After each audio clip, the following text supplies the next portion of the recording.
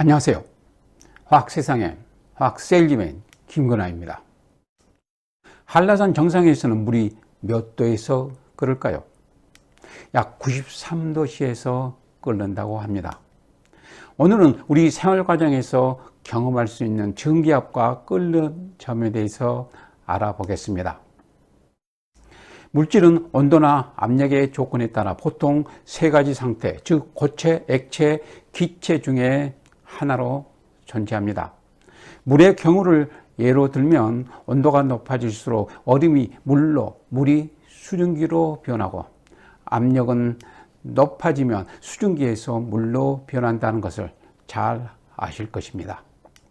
그리고 물이 100도씨에서 끓는다는 것도 잘 아실 것입니다. 그런데 끓는다는 것은 무엇을 의미할까요? 전기압과 끓는 점에 대해서 알아보겠습니다.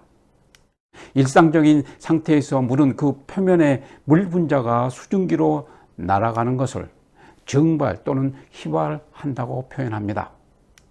온도가 올라갈수록 수증기의 양은 더욱 많아지겠죠. 이때 물 분자가 공기 중으로 증발하면서 나오는 힘을 전기압이라고 합니다.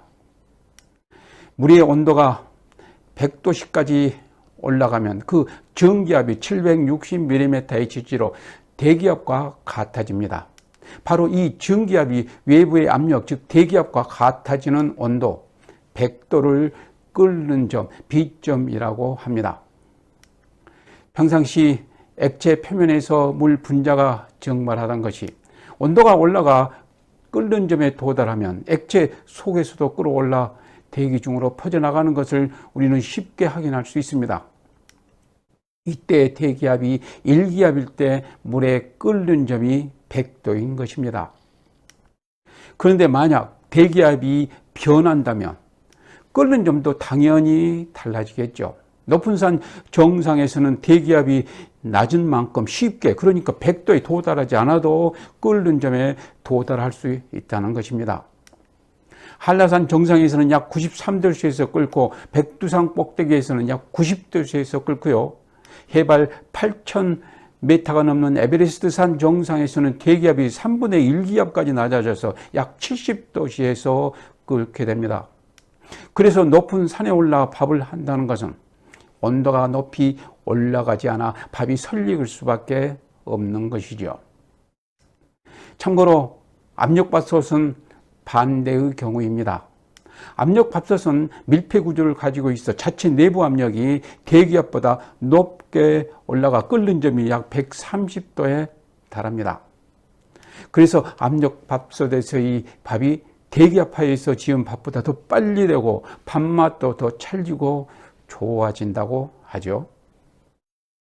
여기서 한 가지 질문을 드립니다. 수영장에서 수영을 하고 난 뒤와 바다에서 수영을 하고 난 뒤 어느 쪽 수영복이 더 빨리 마를까요? 답은 같은 온도에서 전기압이 큰 쪽이 더 빨리 마르겠죠. 순수한 물의 경우 표면에서 증발이 이루어진다고 하였습니다. 이 순수한 물이 비휘발성 물질, 즉 증발되지 않는 물질이 섞여 있을 경우 섞인 만큼 물의 표면에서의 증발을 방해하여 전기압이 낮아집니다. 바닷물은 비휘발성 물질인 소금이 3% 정도 녹아 있어 전기압이 낮은 만큼 증발 속도가 늦어집니다. 그래서 문제의 정답은 민물에 젖은 수영복이 더 빨리 마른다는 것입니다. 두 번째 질문입니다. 설탕물과 순수한 물의 끓는 점은 어느 것이 높을까요? 당연히 설탕물의 끓는 점이 높습니다. 설탕물의 전기압이 같은 온도의 물보다 낮기 때문에 대기압에 도달하기 위해서는 온도가 더 높이 올라가야 한다는 얘기죠. 이것을 화학에서는 끓는 점 원후 B점 상승이라고 합니다. 이와 같은 원리가 라면을 맛있게 끓이는 방법에 이용이 됩니다. 라면을 끓일 때 물에 스프를 먼저 넣고 끓이면 끓는 점이 100도보다 높아지게 되고 여기에 면을 넣어 끓이면 높은 온도에서 빨리 익어 쫄깃한 면발을 만들기에 맛있는 라면이 된다고 합니다. 끝으로 질문 하나 더 드립니다. 끓는 맹물에 데이는 것과 끓는 된장국에 데이는 것 중 어느 쪽이 더 큰 화상을 입을까요? 이제 답을 맞출 수 있겠죠? 같은 원리니까요.